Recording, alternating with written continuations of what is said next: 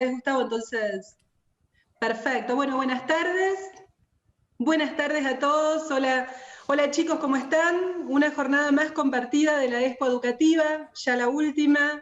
Espero que hayan podido aprovechar desde el inicio todo, que hayan participado en muchas actividades.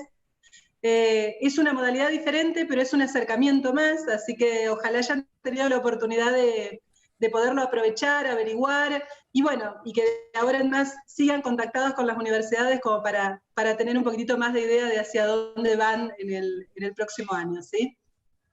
Bueno, en esta oportunidad estamos reunidos con una charla de la Universidad Católica Argentina para presentar los alcances de la carrera de psicología. ¿Sí? Entonces nos acompañan dos profes y la coordinadora de la carrera de psicología de la universidad para, bueno, contarnos un poquitito de qué se trata esto de la psicología, cómo observan los psicólogos los comportamientos, las conductas, las emociones. Así que, bueno, van a salir teniendo una pequeña idea de todo lo que pueden hacer dentro de la profesión de la psicología, ¿sí? Así que le paso la palabra a Mariela. Encantada, chicas, bienvenidas. Gracias. Muchas Bien. gracias. Muchas Bueno, gracias. muchísimas gracias a todos. Mi nombre es Mariela Cabañas, soy la coordinadora de la licenciatura en Psicología de la Universidad Católica Argentina en la sede de Mendoza. Estamos muy agradecidos por la propuesta, por la invitación y por poder comentarles un poco acerca del mundo del psicólogo y todos los ámbitos en los cuales puede desplegarse. Junto a mí están dos docentes de la universidad, está la licenciada Maricel Cardigni, es licenciada y profesora en Psicología, diplomada en análisis existencial y logoterapia, especialista en neuropsicología y además de trabajar en la universidad es coordinadora del Departamento de Psicología del Instituto Sabes. Y también está conmigo la licenciada en Psicología, Florencia Chófalo, ella es residente de neuropsicología en la Fundación San Andrés, es docente de nuestra universidad y es colaboradora externa de la Unidad de Gestión de Neurología del Hospital Regional de Málaga en España. Muchas gracias a todos y los invito a escucharlas. Chicas, bienvenidas. Muchas Hola, gracias, hola. Mari. Muchas Bueno, gracias, Mari. Gracias, Andrea. Buenas tardes a todos. Bienvenidos. Y bueno, mejor que ellas no lo podría explicar si estamos acá para ver un poco el rol que tenemos los psicólogos en esto tan importante que es la emoción y las conductas, ¿sí? Maru, ¿querés compartir pantalla? por supuesto. Bueno, antes que nada tenemos que aclarar algo acerca del concepto de emoción. La psicología, en realidad los psicólogos en general, rara vez nos ponemos todos de acuerdo en definir de una manera concreta un constructo o un concepto, ¿sí? Y de alguna manera la emoción no es la excepción, ¿sí? Pero a pesar de esto hay un cierto consenso en la literatura científica sobre la función y las características básicas de las emociones, ¿sí? Entonces, por esto, por todo lo que va a hablar Maru ahora, y por mucho más, ¿sí? Es importante que conozcamos todo lo relacionado con nuestras emociones, ¿sí? De alguna manera las emociones dan color, no, dan sentido y se puede decir hasta satisfacción en nuestras vidas, ¿sí? A través de ellas podemos, no sé, desgustar lo mejor y a su vez lo peor, ¿sí? de la vida y nuestras vivencias. Nos pueden levantar o a la vez nos pueden derrumbar también nuestras emociones, ¿sí? Las personas, situaciones y recuerdos pueden influir de manera inconsciente o consciente sobre nuestras emociones. A ver, si pensamos un momento, piensen en sus vidas, chicos, ¿sí? ¿Qué es o quiénes influyen en tus emociones? ¿Sí? ¿Sos consciente de qué factores actúan sobre ellas? ¿Sabés cuáles son las palabras o las actitudes de las otras personas que te conmueven o te generan sentimientos? Y además de eso, ¿cuál es la respuesta que vos generás cuando determinada situación o determinada persona te emociona? ¿Sí? Eso por un lado. Después, si nos vamos particularmente a lo que nos compete ahora, con respecto al ámbito laboral y académico, ¿sí? Si pensaras un segundo con respecto a las emociones en tu vida profesional, ¿qué es lo que te motiva? ¿Sí? ¿Sobre qué temas te gusta leer? qué es lo que te atrae, ¿sí? El tema es que en la mayoría de los trabajos y las profesiones encontramos diversas personalidades, muchas formas de funcionar, maneras de expresarse, y que nos generan sentimientos, y el mismo trabajo nos genera una emoción y en función de cómo nos comportamos, ¿sí? Si nos ponemos a reflexionar todo esto, tenemos que advertir cuánto nos cuesta poner en palabras las emociones y procesarlas después de esto, ¿sí? Y que además, irónicamente, estas están a la base de todas nuestras decisiones y conductas, ¿sí? Nos trae hoy acá el tema de decidir por nuestro futuro profesional, y de alguna manera tenemos que conectar y ver cómo las emociones, nuestros gustos, nuestro placer, nuestro desagrado, nuestra motivación influyen en esta decisión tan importante para nuestra vida, ¿sí? Todos conocemos a alguien que no sabe expresar de manera correcta cómo se siente, que no sabe reconocer cómo se sienten los demás, o podemos decir que es frío, o sin sentimientos, o personas por ahí que no saben comportarse de acuerdo a determinada situación, ¿sí? Es más, les apuesto que en este momento están pensando en alguna persona o en esa persona, ¿sí? Yo ahí he puesto en el Power, pasá, Maru, por favor, atrás, la siguiente. La imagen acá, no sé si la reconocen, que es Sheldon Cooper, ¿sí? De The Big Bang Theory, ¿sí? Sin ir más lejos, en la literatura o siempre en la televisión tenemos ejemplos de este tipo de personas que por ahí o no saben reconocer sus emociones, o su conducta no se adecua tanto al contexto. Y miren el caso de Sheldon, ¿sí? Él es súper racional, analiza todo, y siempre termina sucumbiendo de alguna manera al designio de la emoción que le despierta a Amy, ¿sí? Su novia. Entonces, tenemos que entender a la emoción como una experiencia de alguna manera multidimensional, ¿sí? Ahora Maru va a explicar los sistemas que conlleva y cómo esto nos determina para actuar ante una situación determinada, ¿sí? Gracias, Maru, seguí vos. Bien, muchas gracias, Flor. Bueno, tal cual el título de esta charla nos convoca hoy a charlar un poquito, es sobre cómo estas emociones, ¿no? Condicionan también nuestra conducta, condicionan nuestro comportamiento, ¿sí? Desde la psicología, la conducta va a ser la forma en la que una persona actúa, ¿sí? O responde frente a un estímulo que puede ser interno, es decir, venir de adentro, ¿sí? Cómo te comportás frente a lo mejor a un dolor de panza, y cómo te comportás frente a algo que de afuera te genera, ¿sí? La necesidad de dar una respuesta, ¿sí? Tienen una base biológica, ¿sí? Todos nosotros tenemos un cuerpo, y este cuerpo funciona de determinadas maneras, y este cuerpo está formado por diferentes sistemas, ¿sí? Que se interrelacionan. Esto ustedes lo han podido ir estudiando a lo largo de la primaria y de la escuela secundaria, ¿sí? Sistema respiratorio, cardíaco, inmunológico, ¿sí? Con Flor somos unas adictas al estudio del cerebro, ¿sí? Un gran sistema que forma parte de un gran sistema que se llama sistema nervioso central. Estas conductas, esta forma de actuar, ¿sí? Frente a estos estímulos, pueden ser conscientes o inconscientes. Entendámoslas en el sentido de voluntarias, o conductas que se hacen a propósito, ¿sí? Y conductas que se hacen más del orden de lo sin querer, pero las terminamos haciendo. Y bueno, nosotros como ciudadanos en esta sociedad, digamos, que nos nuclea, ¿sí? Tenemos distintos códigos, tenemos distintas normas, ¿sí? O conductas que resultan esperables o necesarias, y que estas normas vienen a evitar el caos, ¿sí? Tal cual venimos charlando, y como Flor venía diciendo, estas emociones, si bien hay emociones que son básicas, que son universales, ¿sí? Todos en algún momento hemos podido experimentar alegría o desagrado o miedo, y son conductas emociones, que tienen que ver con una preservación nuestra, ¿sí? Es decir, que en este sentido sería lo universal.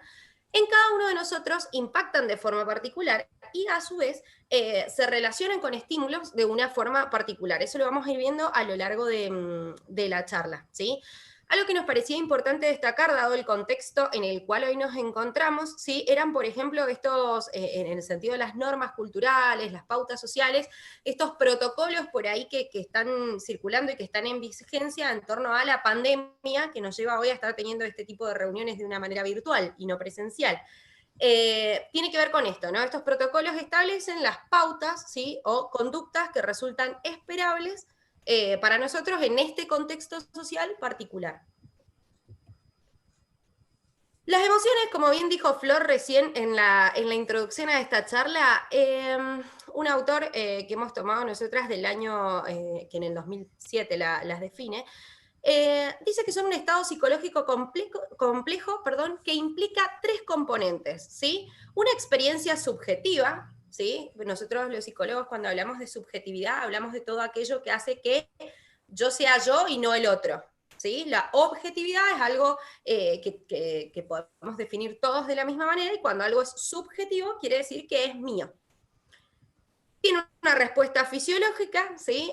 Todas las emociones, nosotros, la forma más fácil de identificarla por ahí, en estos casos donde Flor recién comentaba que les cuesta justamente poner en palabras lo que les pasa, por ahí una buena forma de arrancar es tratando de reconocer en el cuerpo qué nos está generando esto que nos está pasando, y a partir de ahí podemos evolucionar a ponerlo en palabras o ponerle nombre para llegar al constructo, ¿sí? A la categoría emoción. Y tiene una respuesta conductual, ¿sí? Es decir, de alguna forma lo expresamos, ¿sí? Hay gente que a lo mejor tiene dificultades para poner las emociones en palabras, pero puede expresarlas de otra manera. Algo que nosotras queríamos hoy por ahí charlar con ustedes era este carácter universal que tienen las emociones, ¿no?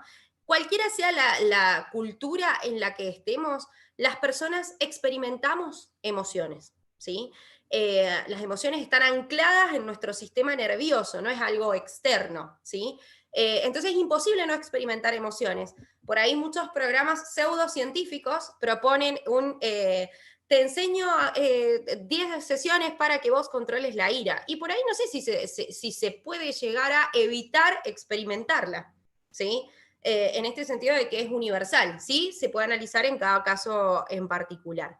Lo cierto es que Maru, perdón que te interrumpa, se me vino a la mente un estudio, ¿sí? De hace varios años ya, en donde se estudió una tribu del Amazonas que estaba totalmente aislada de lo que es la sociedad y la cultura. Ellos tenían su forma de vida, ¿sí? Y se les presentaron fotos con caras de emociones de personas, ¿sí? Y ellos podían reconocer perfectamente la expresión emocional y podían saber lo que significaba, ¿sí? Lo que era una cara de tener miedo, una cara de felicidad, ¿sí? Y esto lleva implícito lo que vos decís de la universalidad. No importa cómo fuimos educados, no importa en qué país, no importa en qué sociedad, las emociones son algo que experimentamos todos y que podemos reconocer en el otro también, en un otro, que tiene una función social también. Y que están a su vez involucradas con el sistema nervioso, porque así como nosotros pensamos en el estómago, ¿sí? como un órgano de nuestro cuerpo, cuyo proceso asociado a él es la digestión, ¿sí? Que tiene una función, ¿sí? De la misma manera tenemos que pensar al cerebro, cuyo órgano tiene un resultado que es los procesos mentales, en los cuales están las emociones, ¿sí? La emoción es un proceso mental que es resultado del funcionamiento de nuestro cerebro, ¿sí? Que obviamente tiene un estímulo externo, como vos nombraste, o un estímulo interno, ¿sí? Porque muchas veces vos utilizaste el ejemplo de, no sé, un estímulo interno como un dolor de panza, pero muchas veces estamos pensando, recordando algo que no está presente ahora, no es actual, y nos genera una emoción quizás con la misma intensidad que si estuviera pasando en este momento, ¿sí? Extrañar a alguien, estar enojado con alguien. Entonces todo eso que no está presente, pero se activa gracias a nuestras memorias, nos genera la misma emoción que si tuviéramos a la persona ahí o estuviéramos viviendo la situación en ese momento. Entonces también puede ser despertado mediante un estímulo interno de ese tipo. Y con respecto a la conducta, tenemos que entender el concepto de conducta no solamente con lo visible, ¿sí? Lo que vemos que hacen las personas, porque el pensamiento y los conceptos que tenemos o la opinión que tenemos sobre algo también es una conducta y no necesariamente se está expresando de forma visible, ¿sí? Todo lo que pensamos es una manera de reaccionar y es una conducta y no lo vemos necesariamente tampoco, ¿sí? Gracias, Maru, sí. No hay problema. Está bueno construir. Bien, entonces, estos aspectos por ahí que tienen las conductas y las emociones, como bien hablaba Flor, tiene que ver con esto, ¿no? Un componente cognitivo, sí, que tiene que ver con, todo lo cognitivo tiene que ver con los procesos que hace este cerebro al momento de que ingresa una información, le da algunas vueltas para emitir una respuesta, la forma en que eso se expresa y la parte fisiológica o adaptativa. La predominancia, bueno, de cada una de estas partes, de estos componentes, va a variar en función del tipo de emoción que hablemos y en función de la situación que gatille o no este tipo de emociones. Por ahí digo, dado que esta charla tiene que ver un poco con el rol del psicólogo, aprovecho la oportunidad para hacer una diferenciación, digamos, en roles, porque ustedes pueden estarse preguntando en este momento, porque estamos hablando tanto de fisiología con Flor, ¿sí? Y bueno, si en algún momento se deciden por estudiar en la Universidad Católica Psicología, lo podemos charlar en las clases de neuro que compartimos con Flor. Nosotros los psicólogos, digamos, la parte que nos va a diferenciar en el quehacer profesional de otras disciplinas, como bien puede ser la neurología o la psiquiatría, ¿sí? Es que esas disciplinas tienen previamente un estudio de carrera de medicina, donde hacen su carrera teórico-práctica, después hacen un proceso de internado, una residencia en su especialidad, ¿sí? La que sea, psiquiatría, neurología. Y básicamente estos profesionales lo que se dedican es a procesos medicamentosos que ayuden a estos funcionamientos. Nosotros los psicólogos creemos en entrenamiento y en el poder de la palabra también, ¿sí? Que es algo que nos diferencia de otras disciplinas y es lo que nos vuelve complementarias, ¿sí? a las distintas profesiones. Con Flor somos adictas al trabajo interdisciplinario. Entonces todas las personas a quienes brindamos nuestra atención en general y según las necesidades particulares de cada caso, articulamos justamente estrategias e intervenciones en función de objetivos entre varios profesionales, ¿sí? Estas emociones, entonces, como bien dijimos con Flor, tienen su base en el sistema nervioso central, por eso estamos hablando tanto de fisiología, ¿sí? Nosotros no podemos elegir no tener emociones, yo no puedo elegir vivir una vida sin emociones, ¿no? En un momento charlando con un paciente en el consultorio, me decía que qué sencilla sería la vida para él si pudiera no experimentar emociones, entonces como que todo le daría igual, nada lo afectaría y no tendría que estar haciendo tanto trabajo con tanto costo psíquico de procesar lo que le va pasando y viendo y eligiendo la manera de vivir, ¿no? Nosotros no podemos elegir no tener estas emociones, son parte nuestra, ¿sí? La vida nos provoca y nos convoca a vivirla, entonces simplemente están. Nosotros sí podemos modelarlas, ¿sí? Y ahí estaría como el trabajo y el ejercicio profesional nuestro. Son esas emociones, justamente como hablábamos con Flor recién, que generan situaciones de agrado y desagrado a lo mejor, o situaciones positivas y negativas, que fueron las palabras que usamos antes, las que hacen que nos involucremos en algunas actividades y decidamos rechazar otras, ¿no?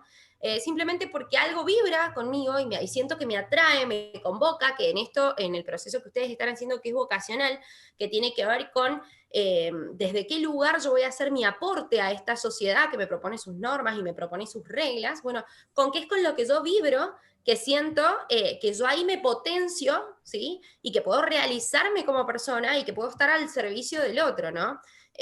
Las vocaciones no se pueden elegir desde lo racional o sin emoción alguna, ¿sí? Porque las carreras universitarias tienen su propuesta en cuanto a duración y en esta duración a nosotros desde lo personal nos pueden pasar 1000 cosas, entonces buenas y malas, ¿no?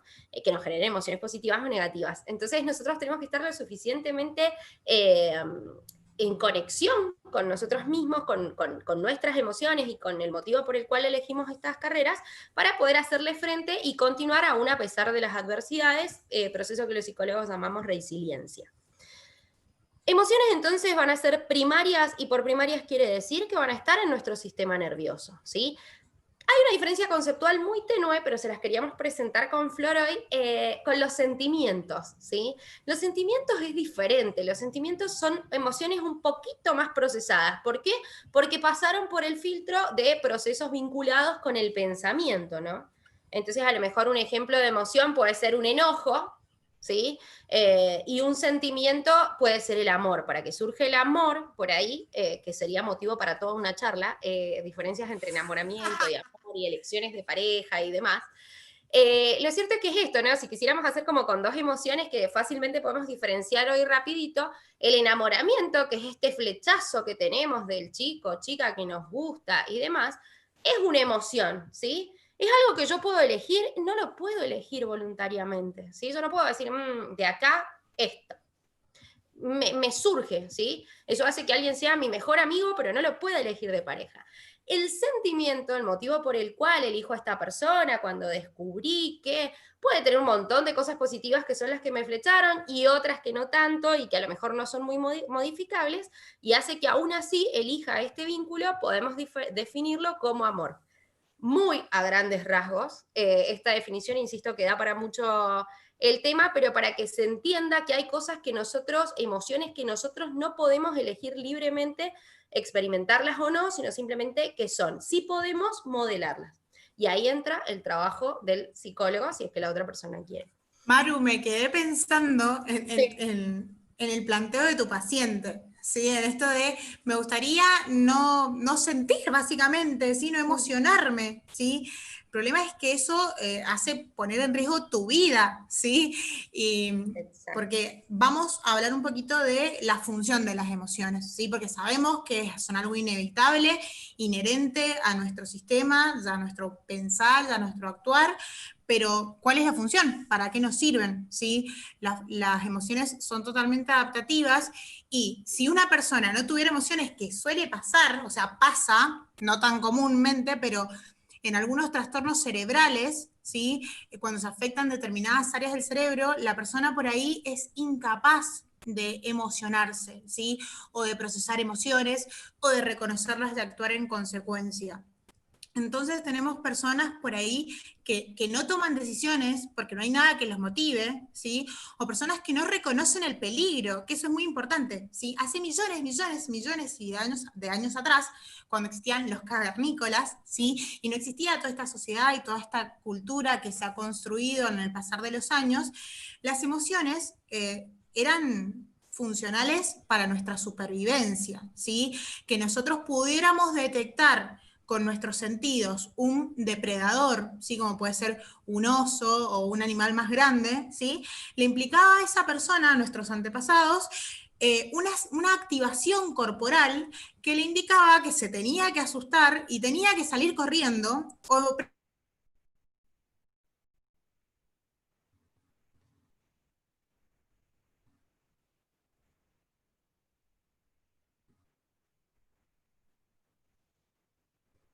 prepararse para luchar. Pero también estamos expuestos a estresores cotidianos y a problemáticas que quizás no ponen en riesgo directamente nuestra vida, pero sí nos generan emociones negativas, ¿sí? Y las emociones negativas son adaptativas, son importantes, ¿sí? A ver, de alguna manera sí podemos dividir las funciones de las emociones, podemos tener en cuenta que principalmente tiene una función adaptativa porque nos preparan para realizar la conducta que tenemos que hacer, que nos exige el momento, de alguna manera moviliza las energías de nuestro cuerpo. Una emoción como puede ser la ansiedad, ¿sí? Aumenta nuestra frecuencia respiratoria, nuestra frecuencia cardíaca, prepara nuestros músculos para actuar, ¿sí? Estamos en alerta. Todo esto para dirigir nuestra conducta a un objetivo determinado, ¿sí? Como que tenemos un sensor que nos dice que para acá está pasando algo y tenés que actuar de determinada forma, ¿sí? Entonces, esa es la función adaptativa de la emoción. Por otro lado, tiene una función social, ¿sí? La emoción cumple una función muy importante en la comunicación. en lo que yo quiero transmitir, en el tono de mi voz, ¿sí? En lo que me está pasando y lo que le quiero transmitir al otro que me pasa, ¿sí? Entonces, de alguna manera facilita la interacción entre las personas y promueve una conducta prosocial, ¿sí? Hoy en día se habla mucho de la empatía, ¿sí? Y de cuán importante es, y la empatía básicamente es que yo sea capaz de sentir lo que siente el otro, ¿sí? Entonces, una buena, digamos, de alguna manera lo que se llama hoy inteligencia emocional, me permite tener un mejor manejo social y de las interacciones en relaciones en general, ¿sí? Por otro lado, y por último, me gustaría mencionar la función motivacional, que yo creo que es muy importante en el contexto de esta charla y en el momento de la elección de una carrera, ¿sí? La relación entre emoción y motivación es muy, muy cortita, ¿sí? Es más, hay autores que hablan de la motivación como una emoción también, como un sentimiento generado por las emociones, porque se trata de una experiencia presente en cualquier tipo de actividad, ¿sí? Y podemos decir que la emoción direcciona la motivación según la intensidad. Entonces, bueno, la emoción puede dirigir nuestra conducta y facilitar el acercamiento a algo, como puede ser a una carrera, a la elección de determinado trabajo o profesión, ¿sí? O alejarnos de lo que no nos motiva, de lo que nos aburre, de lo que nos disgusta, ¿sí? Es importante eso. Y con respecto a las emociones negativas, volviendo a la función adaptativa, experimentar envidia, rabia, tristeza o enojo, ira, es muy natural, está en nuestra naturaleza, es como respirar, ¿sí? Hay determinadas emociones que son inherentes a la condición humana, aunque nos avergüencen, ¿sí? Aunque nos avergüence experimentarlas, aunque nos moleste sentirlas, y de alguna manera rechazar o no saber expresarlas nos puede llevar a situaciones de ansiedad muy elevada, o sea, generar un círculo vicioso. No quiero sentir esto, entonces me preocupo más, y eso genera mayores emociones negativas que pueden llevar a la psicopatología, ¿sí? Porque de alguna manera controlar lo que sentimos en todo momento no se puede, ¿sí? Desde ya les aviso que es una batalla perdida, por más que nos empeñemos, ¿sí? No se puede, aunque sí, y esta es la diferencia fundamental, hay que tener mucho cuidado con aquello que hacemos y decimos cuando estamos bajo los efectos de una emoción, ¿sí? Porque eso sí es nuestra responsabilidad. Es como lo que decía Maru de el contexto, adaptarnos a las normas sociales, ¿sí? Tener responsabilidad emocional y saber lo que podemos generar en el otro con lo que decimos y hacemos, ¿sí? Entonces toda emoción es útil, ¿sí? No tenemos que luchar contra ellas. De hecho, es preciso y es necesario que las sintamos, y además, plus aparte, que las comprendamos y las escuchemos, ¿sí? Solamente de esa forma, esa es la única forma de generar estrategias adecuadas para poder afrontar los problemas que tengamos bueno, y las dificultades que nos vayan surgiendo, ¿sí? Pero ¿qué pasa? Cuando una emoción se vuelve demasiado intensa o duradera, o la sentimos prolongadamente en el tiempo, ¿sí? Es porque ahí algo está fallando en nuestro modo de experimentarlas, ¿sí? Quizás es porque estamos tratando de controlar algo que no se puede controlar, que no podemos solucionar, o nos estamos diciendo constantemente cosas como que la situación tendría que ser de otra manera, pero las cosas no siempre van a ser como nosotros queremos, eso es un hecho, ¿sí? Ni las otras personas se van a comportar siempre como de acuerdo a lo que nosotros queremos, a nuestros valores, a nuestros principios. Entonces eso principalmente lo tenemos que tener claro, ¿sí? Lo único que está bajo nuestro control es la forma de alguna manera, gestionar lo que sentimos. ¿Cómo gestionamos lo que sentimos? Lo primero que tenemos que hacer es identificarlo, ¿sí? Después empieza todo un proceso de reflexión de alguna manera, cómo dirigirlo de la forma más sana para nuestro crecimiento personal, y es ahí donde se introduce el rol del psicólogo, porque muchas veces no tenemos las herramientas, y ahí es cuando debemos buscar ayuda profesional. Pero hay dos cosas para sumar a lo que decía Flor mientras hablabas. Digo, un ejemplo gráfico, por ahí pensando en los chicos que nos van escuchando, en algunas situaciones que por ahí trabajando con adolescentes uno escucha, está como muy de moda esto de, bueno, yo digo lo que pienso y listo, ¿no? Eso bajo una emoción X, ¿no? O sea, me dijiste algo que me hace enojar, entonces yo te digo todo lo que yo pienso en ese momento. Claro, ser frontal, digamos, ir de frente. Claro, que esas son las frases que por ahí uno escucha hoy en día. Lo cierto es que está buenísimo poder poner en palabras qué es lo que te está pasando. Pero también elegir la forma de decirlo y pensar en cómo puede impactar en el otro también, a veces es una herramienta muy útil para construir vínculos saludables, ¿no? Y direccionar esta conducta y modelar estas emociones, ¿sí? Distinto de una catarsis o una descarga emocional de vos me decís y yo te digo lo que pienso como me sale y como te diga y como no me importa que te genere.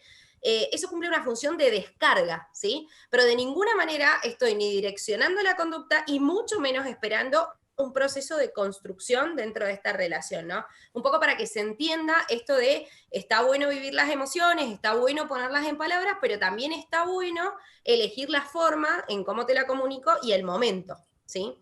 Y otra cosa que pensaba mientras hablaba también al estilo ejemplo, por ahí una peli que ha sido muy taquillera y que yo utilizo bastante es la peli Intensamente, ¿no? En donde básicamente para los que no las han visto, los protagonistas son 5 emociones que son en dibujitos animados, que dirigen como un panel mental, ¿sí? Que sería nuestro aparato cognitivo, digamos, nuestro sistema cognitivo, y van viendo cómo, en función de lo que va viviendo la protagonista, que es Riley, cómo, qué emoción asocian, ¿no? Entonces, según la emoción que dirija el tablero o la mente en ese momento, va a ser cómo se almacena el recuerdo. Sin hacer una lectura neuropsicológica, quedaría para otro apartado más. Lo que les puedo decir es que en la síntesis de esta peli, ¿no? Vemos como en un momento que tristeza toma el comando y la empiezan a pasar mal, porque cuando uno está triste no está experimentando cosas que le encanten, está contactando con algo que nos genera debilidad o con algo que nos duele, ¿sí? Y en general a nadie le gusta sostenerse en el tiempo en ese estado. Lo cierto es que la conclusión de esta peli es qué fundamentales y qué necesarias son las 5 emociones para que este tablero se complejice a medida que nosotros vamos creciendo, incorporando experiencias, viviéndolas, y que toda situación que vivimos siempre va a tener distintas emociones involucradas. Aunque haya una que prime, las demás están, ¿no? Ahí en la peli empiezan como en una especie de diálogo entre alegría y tristeza en algún momento. Entonces alegría se acuerda de un partido de hockey, y tristeza de lo feliz que estaba en ese partido de hockey, y tristeza de que en ese mismo partido se había caído. Entonces, ¿cómo? Y que le había dolido, y lloraba el personaje y demás. Entonces, ¿cómo esto construye, ¿no? En este sentido de lo adaptativo que hablaba Flor, y pese a que históricamente han sido adaptativas para que el ser humano evolucione, lo siguen siendo hoy en día, ¿sí? Que nosotros salgamos y tengamos de noche por ahí, ¿no? Bueno, cuando podíamos salir, ahora no salimos mucho, pero cuando podíamos salir y no estábamos en cuarentena y salías de noche a tomarte un colectivo por ahí y te da cierto temor porque está oscuro y estás solo en la parada y estás, en realidad el miedo que te surge en ese momento, tiene que ver con esto, con preparar a tu cuerpo en un estado de alerta para que ante el mínimo estímulo que lo lleve a pensar que estás en riesgo, emprenda la huida de esa situación. Entonces, la emoción, por eso están ancladas en el sistema nervioso, porque nosotros las experimentamos en el cuerpo, porque preparan a este cuerpo para la supervivencia, ¿sí? Entonces, evolutivamente ha sido así, pero hoy en día también sigue siendo así, ¿no? La alegría que experimentás y cómo se te prepara el cuerpo para sonreír, ¿sí? La tristeza y cómo se prepara este cuerpo para drenarla y lavarse con las lágrimas. Esto quería como aportar a lo que Flor había comentado recién. En síntesis, entonces, comprender cómo funcionan estas emociones nos va a ayudar para orientar nuestro comportamiento y también para responder justamente de forma adecuada al estado anímico de los demás. Esta palabra que está de moda y que Flor traía recién a esta charla de la empatía tiene que ver con esto, ¿no? O sea, yo puedo experimentar lo que sea que me genere una situación, y esta es la carga subjetiva, ¿sí? De esta charla la estamos viviendo todos, y a lo mejor alguien en este momento está aburrido, o alguien está aprovechando para su cerebro para traerle a colación algunas situaciones que ha vivido y ponerle nombre a lo que le pasó, y otro está pensando en la media tarde, y otro qué sé yo. Cada uno va a ir asociando emociones a esta misma situación, o sea, la situación es la misma, pero en cada uno de nosotros está impactando de forma diferente, ¿sí? Lo que está bueno en el transcurrir de nuestra existencia es que nosotros podamos ir descubriendo qué cosas nos generan determinados estados emocionales, y si estos estados emocionales, por ejemplo, son displacenteros respecto de una persona con quien no quiero perder la relación, porque es un familiar cercano, porque es una amistad que me interesa conservar, o porque es un jefe de un trabajo que necesito.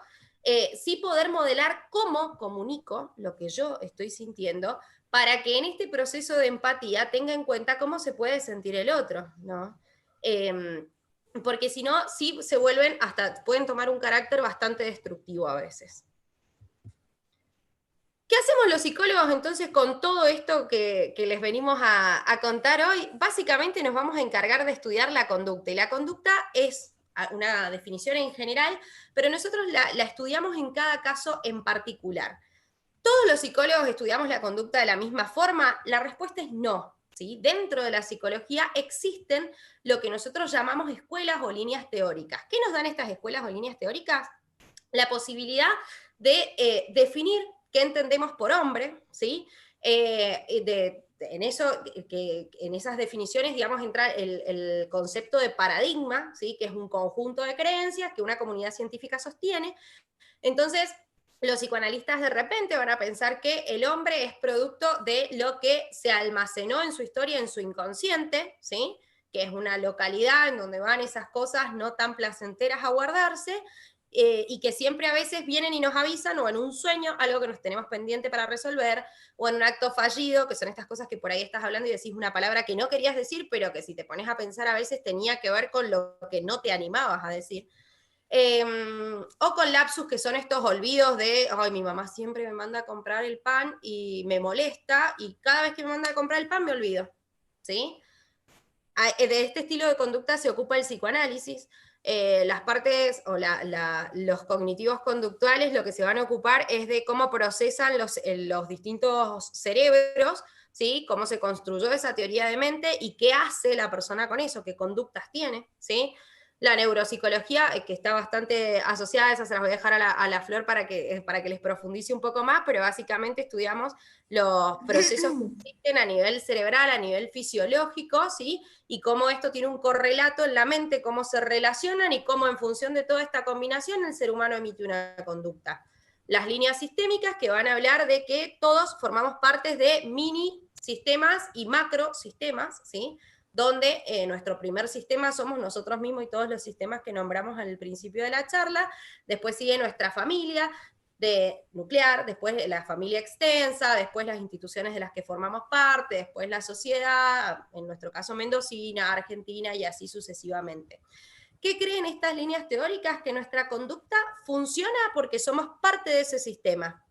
Entonces, si hay algo en ese sistema que no me gusta, se cree que si yo cambio algo, el sistema se modifica, ¿sí? Es como un conjunto de engranajes, que si cambio una patita del engranaje, va a funcionar de manera distinta.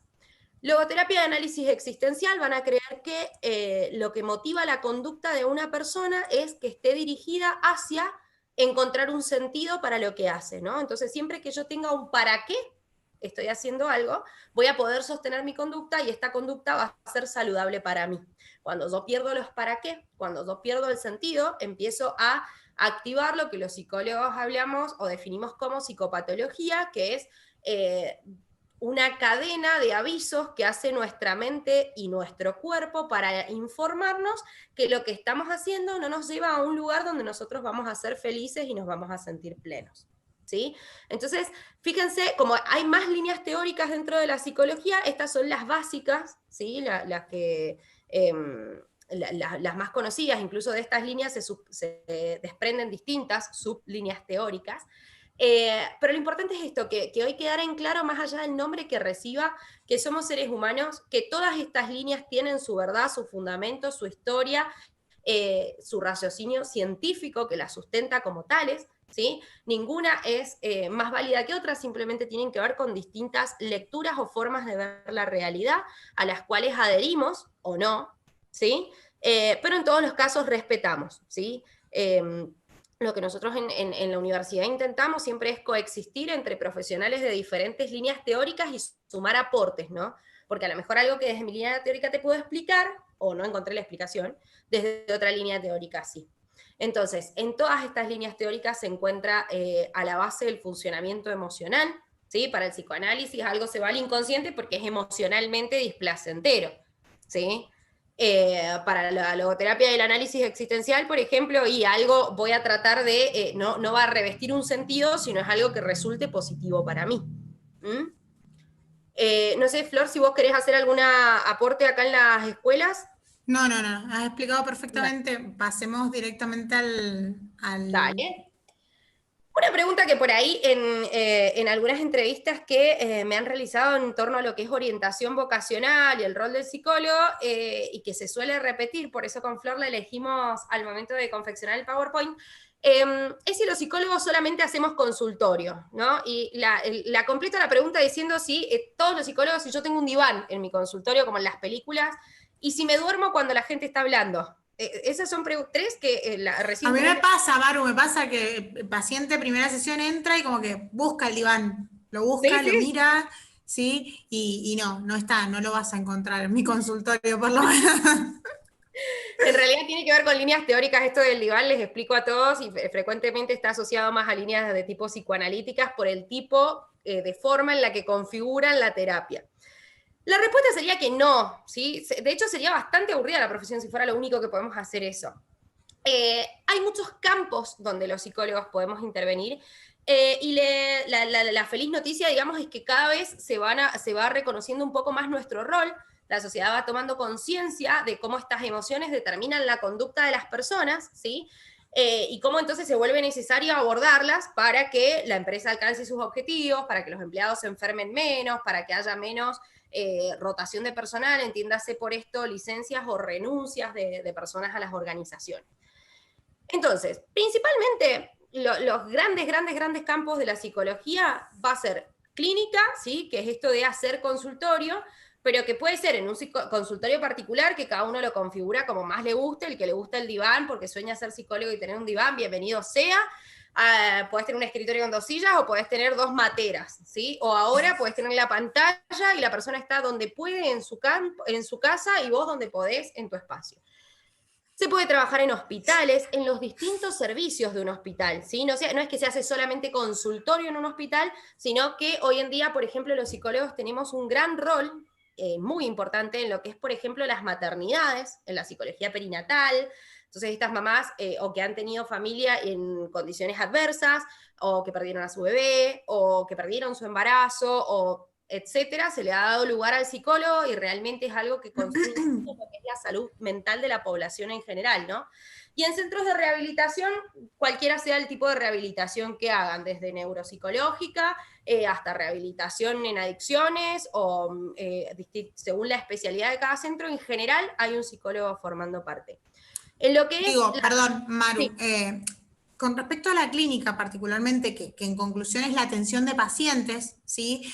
Se pueden, además de abordar al sujeto desde diferentes perspectivas, según las líneas que nombró recién Maricel, también podemos abordar diferentes dimensiones del sujeto, ¿sí? Como la parte neuropsicológica y las funciones cerebrales, con la parte emocional, ¿sí? O sea, hay diferentes formas de abordar al sujeto para que se den una idea. O sea, por ejemplo, como dijo Maru, se puede trabajar en un consultorio, se puede trabajar en un hospital, se puede trabajar en un centro de rehabilitación. Yo particularmente hago una función bastante desarticulada del estereotipo que tenemos de psicólogo, ¿sí?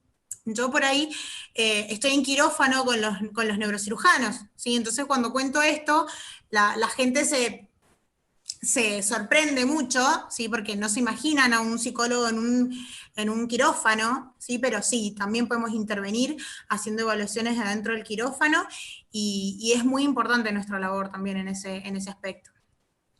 Por ahí, complementario a lo que dice Flor, Flor hace evaluaciones por estas cuestiones más del orden de lo neuropsicológico, y su intervención en el quirófano tiene que ver con eso. Yo también he ingresado en quirófanos, por ejemplo, para implantes cocleares, ¿sí? Que son esos a las personas, aprovechando que tenemos a Marian como intérprete de lengua de señas, las personas hipoacúsicas que por algún motivo el grado de su pérdida auditiva es superior a lo que pueden compensar con un dispositivo externo llamado audífono. Se hace una cirugía que no es invasiva en lo absoluto, tiene una serie de procedimientos, y bueno, por ahí el rol nuestro es evaluar previamente a la persona, desde lo psicológico, a ver si va a tener adherencia al tratamiento que tiene que hacer después de esa cirugía, a la rehabilitación, si está en condiciones psicológicas de someterse a una anestesia, de seguir todo este protocolo, ¿no? en su recuperación, y muchas veces por ahí la presencia en el quirófano tiene que ver con acompañar a la persona a despertarse del proceso de anestesia, sobre todo cuando son niños, porque hoy en día los implantes se hacen cada vez a edades más tempranas. Entonces nuestro rol a veces tiene que ver con acompañar al niño en despertarse de la cirugía, y al sistema familiar también en todas estas angustias, ansiedades de saber que su hijo ha sido sometido a este tipo de operación. Un poco con esto queremos contarles con Flor que la clínica es amplia, ¿sí? O sea, rescato esto que dijo ella, es la atención a pacientes, ¿no? Y esto puede ser, que no lo aclaramos hasta ahora, individual o grupal, ¿sí? La psicología hace terapias individuales o grupales. Por fuera de todo este contexto, también podemos trabajar en empresas. Hoy en día cada vez nos llaman más para lo que es la selección de personal, ¿sí? O los análisis de puesto. Esto tiene que ver con elegir personas para que funcionen en la empresa, ¿sí? Esa sería la selección de personal, y el análisis de puesto tiene que ver con estudiar un determinado puesto de trabajo, qué requiere ese puesto de trabajo, para después elegir una persona que se pueda desempeñar con éxito. Está demostrado en numerosas investigaciones que si una persona está sobreexigida en un puesto de trabajo y o está disminuida, es decir, siente que tiene un potencial que no puede desarrollar, empieza a desarrollar lo que los psicólogos denominamos síntomas. Esos síntomas tienen que ver con, por ejemplo, empezar con enfermedades físicas, ¿no? O con algunas dificultades del orden de lo mental. Tal vez, solo por nombrar una posible consecuencia, un proceso depresivo, porque siente que no se puede desplegar su existencia de forma plena en el mundo. En el área educacional, el rol más fácil de ver, incluso hasta desde el órgano de la vista, desde lo visual, es el equipo de orientación en las escuelas, ¿sí? Formamos parte de lo que se conocen antiguamente como gabinetes, hoy en día llamados equipos de orientación institucional.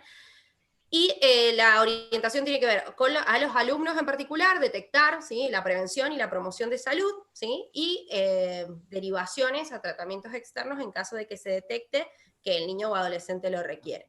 En el área jurídico-forense, yo me desempeño ahí, hacemos los que se conocen como pericias. Estas pericias los psicólogos las pueden realizar siendo miembros del Estado, es decir, el Estado te contrata, trabajás en tribunales, ¿sí? En distintas áreas, puede ser familia, por ejemplo, haciendo lo que nosotros conocemos profesionalmente como pericias psicológicas. ¿Con qué tiene que ver esto? Con hacer evaluaciones, ¿sí?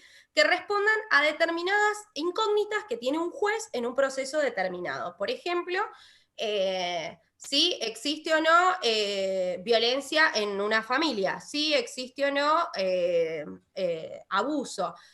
Si después, por ejemplo, yo soy perito de oficio, no trabajo para tribunales, sino que formo parte de un listado en donde por sorteo te designan un caso particular, vos evaluás a la persona que te designa el juez y en un informe respondes todas sus inquietudes. Entonces, por ejemplo, te puede llegar un accidente de tránsito en donde la persona tuvo lesiones y el juez y el abogado dice, bueno, yo quiero un resarcimiento económico, o sea, quiero que a esta persona le des X monto de dinero que compense todo esto que sufrió. El juez te pide que vos evalúes a esta persona a ver si realmente hubo tal sufrimiento o no, qué consecuencias tuvo y demás para determinar la sentencia, ¿sí?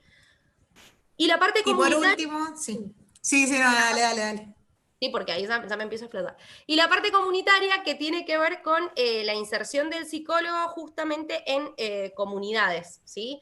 Esto puede ser o trabajar para el Estado, que de hecho en Mendoza contamos, en una de las pocas provincias que cuenta con el programa de formación, se les llama todavía, bajo un modelo más médico hegemónico, el programa de los médicos comunitarios, pero entran psicólogos y trabajadores sociales ahí, y lo que se hace es un proceso de formación después de recibirte de psicólogo, en centros de salud de distintas partes de la provincia, donde vos vas trabajando problemáticas específicas, pero ya no es solo la atención en el consultorio, sino también la salida a la comunidad y ver sus necesidades y la forma en que esta comunidad puede autogestionar recursos para satisfacerlas, que nada tiene que ver con el asistencialismo.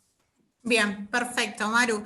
Han quedado súper claras por ahí de alguna manera las distintas ramas o ámbitos en donde puede trabajar un psicólogo. ¿Sí? No sé si hay espacio para preguntas, Andrea, o nos hemos extendido demasiado.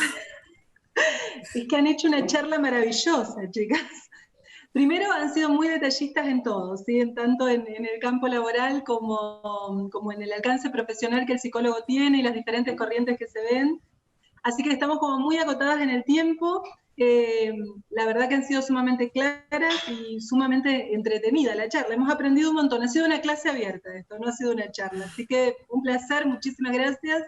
Esta charla queda grabada en el canal de la ESPO, o sea que todos los chicos pueden acceder y nos van a poder ir haciendo por ahí las respuestas y nosotros las vamos a poder contestar por ese medio.